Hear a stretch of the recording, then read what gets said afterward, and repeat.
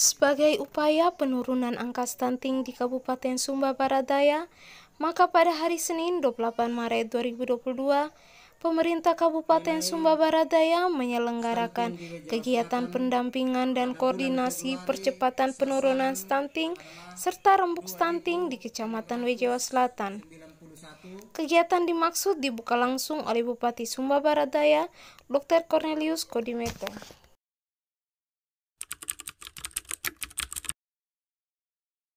Terima kasih. Terkait dengan penanganan stunting di Sumba Barat Daya,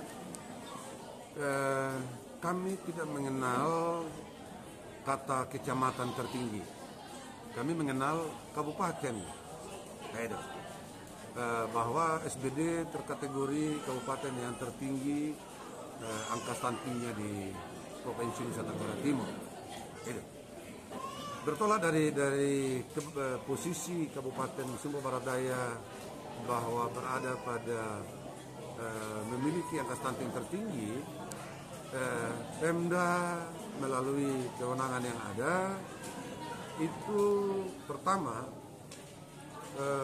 harus menyadari bahwa anak-anak yang terkategori stunting ini adalah anak-anak yang sudah begitu lama berproses, sejak dalam kandungan sampai pada jadi balita, ada proses ini. Nah, oleh karena itu, oleh Pemda melalui kewenangan yang ada, menggerakkan sejumlah kekuatan yang ada di daerah, sejumlah stakeholders yang ada untuk bersama-sama melakukan kegiatan yang mengarah pada penurunan angka stunting, menanggulangi anak-anak tadinya stunting supaya keluar dari zona stunting masuk pada zona nyaman. Kekuatan-kekuatan ini tentunya harus diurai, maksud saya harus diurai sedapat mungkin sehingga operasional lapangannya itu bisa berjalan dengan baik. Nah, dalam uraiannya itu SBD ada 173 desa ditambah 2 kelurahan, jadinya 175 desa dan kelurahan.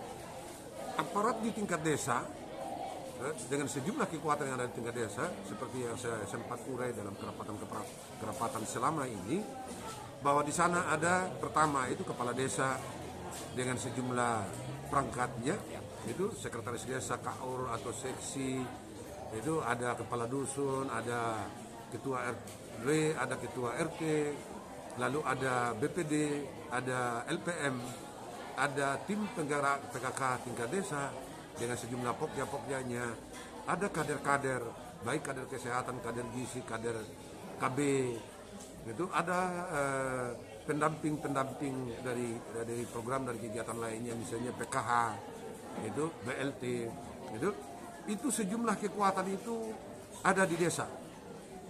Semua mereka inilah yang menjadi ujung tombak dalam pelaksanaan kegiatan penurunan angka stunting. Adapun di tingkat kecamatan dan kabupaten melengkapi itu kehadiran mereka di tingkat desa untuk melakukan program penurunan stunting. Itu yang pertama. Yang kedua, implementasinya data.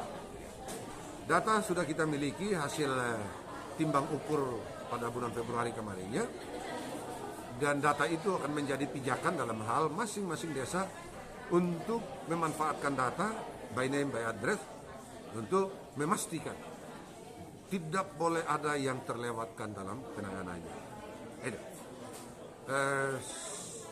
Soal PMT itu PMT-nya tentunya yang menjadi kekuatan pertama kita adalah warga masyarakat itu sendiri. Apa yang ia miliki di desa itulah yang menjadi andalan utama untuk pelayanan PMT. Karena ada sejumlah tumbuhan, tanaman, yaitu ternak dan lain sebagainya yang ada di desa yang harus menjadi andalan dalam hal pelayanan PMT.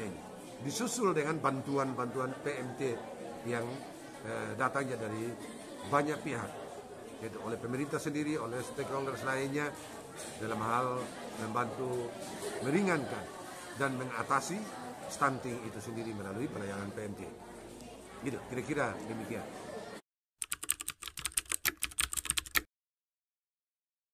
Pertama, kalau kita amati sekilas itu dalam keberadaan mereka memang lebih dominan itu mereka sepertinya tidak tahu apa yang harus mereka lakukan.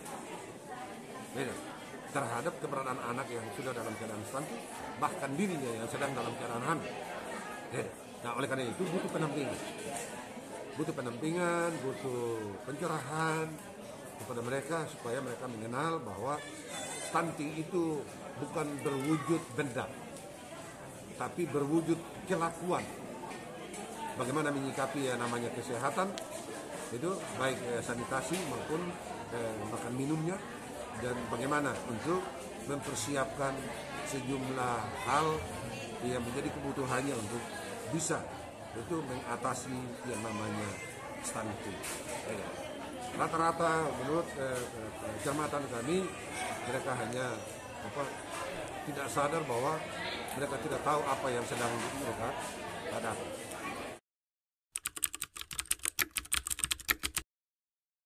Teman-teman yang berada paling terbawah, yaitu di tingkat desa, aparat kepala di bawah komando kepala desa, betul-betul harus tegas dalam menyikapi ini. Gitu. Karena mereka lah yang kesehariannya ada bersama mereka ini yang stunting, ada bersama masyarakat, tahu itu rakyatnya, kenal persis itu situasi dan kondisi real dari keberadaan masyarakat.